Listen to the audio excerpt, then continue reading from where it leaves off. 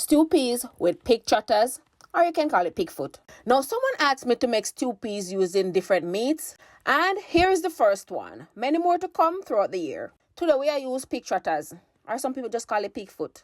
Now, I cleaned, washed, and seasoned them the night before and put them in the fridge, leave them overnight to marinate. I used all these seasons that you saw me using.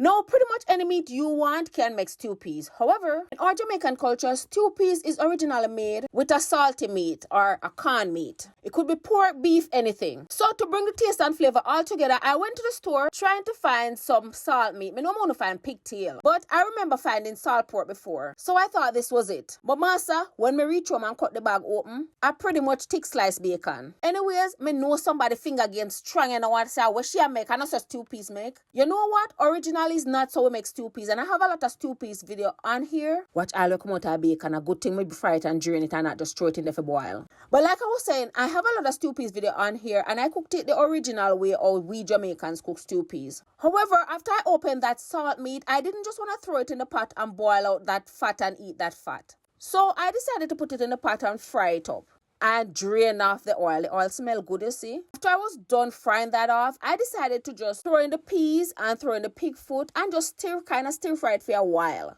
And for a while, I mean like a 2 to 3 minutes.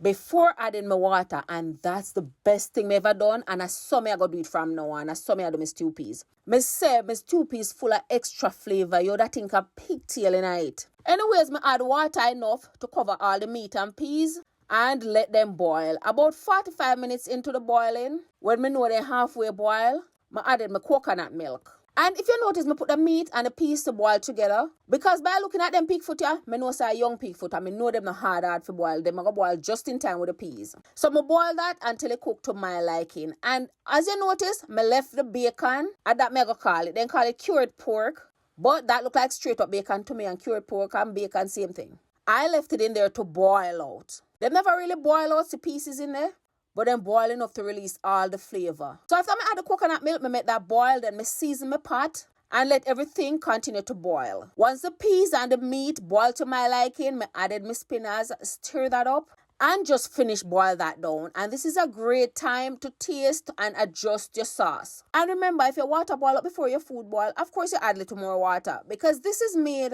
like a stew. That's why it's called stew peas. So you want your sauce in it. After you add your spinach, like I was saying, taste and adjust. I needed a little more salt, so I added a little Tony, little Maggi, little onion powder, little garlic powder, and make that cook down till it reach my desired thickness. Now the thickness where you make it come down to, up to you. Some people might cook it down dry, where you not see no sauce, I just meat and peas.